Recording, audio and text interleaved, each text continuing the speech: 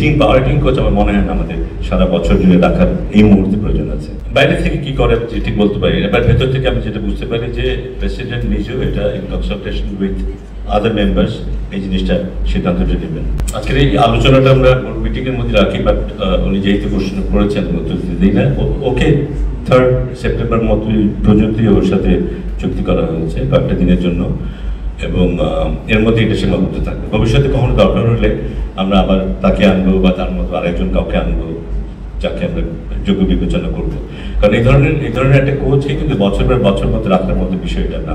আমাদের specialist batting coach থাকবে দলের সাথে, এখন আছে সালাউদ্দিন দেখছে, ফিল সিমন্সও দেখছে, প্রয়োজন হলে ব্যাটিং কোচ আসতে পারে একজন, but hitting power hitting coach আমার মনে হয় না আমাদের সারা বছর জুড়ে রাখার এই মুহূর্তে প্রয়োজন আছে।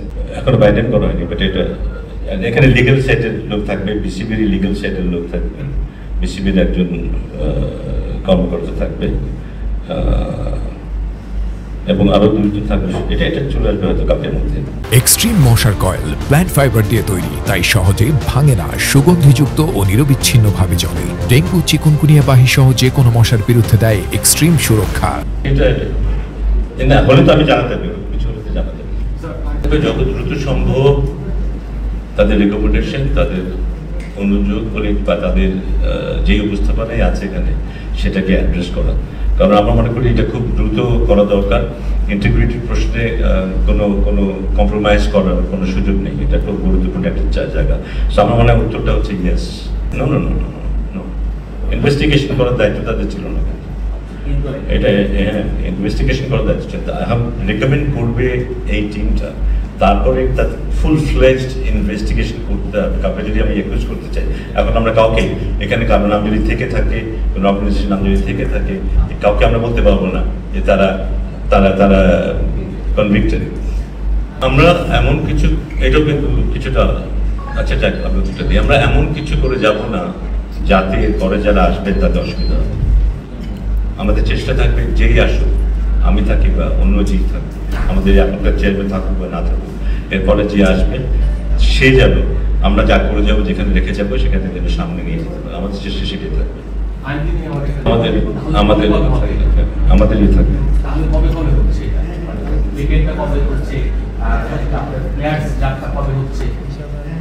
না এই ডেটগুলোতে আমি এখন দিতে পারবো না, এটা নিয়ে এখন আমরা বসবো। আমরা আইনজিকে দায়িত্ব দিয়েছি, আইনজির সাথে আমরা আলাপ করবো, আইনজি আমাদের একটা পাথরে দেবে, তারপরে আমরা কোথায় এগুলি সব জানতে পারবো। এগুলি আমাদের বেশি সময়ও নেই, এগুলি খুব দ্রুতই এগুলি আমরা নিজের সামনে নিয়ে আসবো।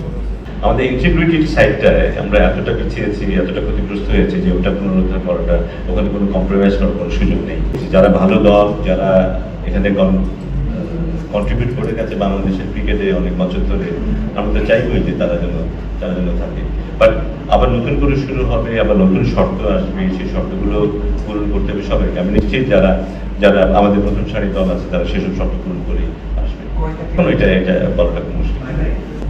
চিন্তা ভাবনা করছি, আমার মনে হয় খুব দ্রুত আপনারা দেখতে পাবেন তারিখগুলো, খুব তাড়াতাড়ি দ্রুত দেখতে পাবেন। আমার সম্ভব টাইট হবে একটু অবশ্যই, বাট সম্ভব।